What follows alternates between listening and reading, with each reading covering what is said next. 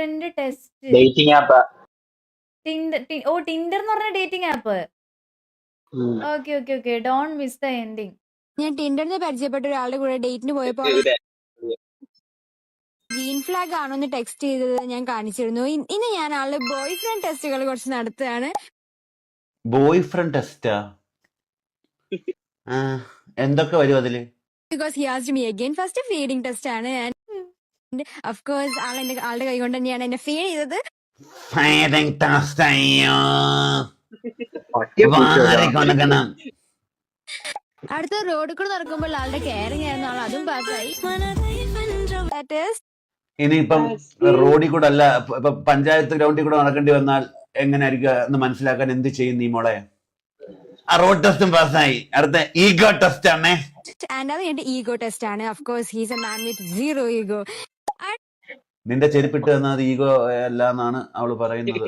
അവളുടെ ചിന്താഗതി. അവളെന്ന് വിളിക്കുമ്പോ എനിക്കെതിരെ കേസ് വരുമോ? മകളുടെ ചിന്താഗതി. ടെസ്റ്റ് എന്ന് പറഞ്ഞാല് ഞാൻ എത്ര നേരം ആളെന്റെ കൈ വിട്ടിരിക്കുന്നതാണ് ആ ടെസ്റ്റിന്റെ പേര്. കൈ ഇടയ്ക്കൊക്കെ അവനൊന്ന് വിടാനുള്ള ഒരു അവസരം കൊടുക്കണേ, എന്നാലേ അവനൊന്ന് വിടാനുള്ള ഒരു അവസരം കിട്ടൂ.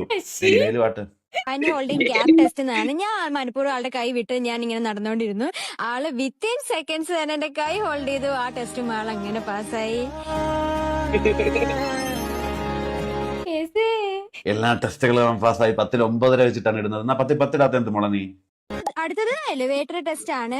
ആളെ എത്രത്തോളം എലിവേറ്ററിൽ നടക്കുമ്പോ കെയർ ചെയ്യുന്നതാണ്. ആളെ എലിവേറ്ററിൽ കയറുമ്പോ എന്തിനാ മോളെ കെയർ ചെയ്യുന്ന? നിനക്ക് തന്നെ നോക്കി കയറിയാ പോലെ.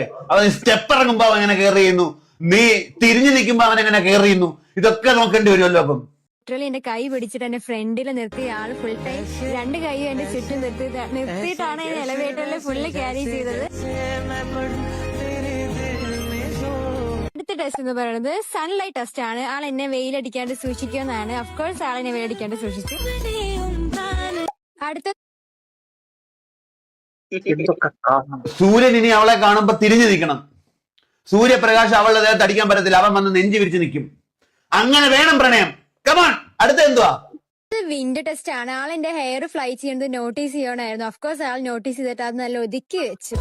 എന്നാ നോക്ക് എന്തായാലും തലയിൽ ഒതുക്കി വെക്കുന്ന രീതിയിലുള്ള റിബണൊക്കെ കെട്ടി വന്നാ പോരെ? പാമ്പിടിച്ച് ചെറുക്കാൻ.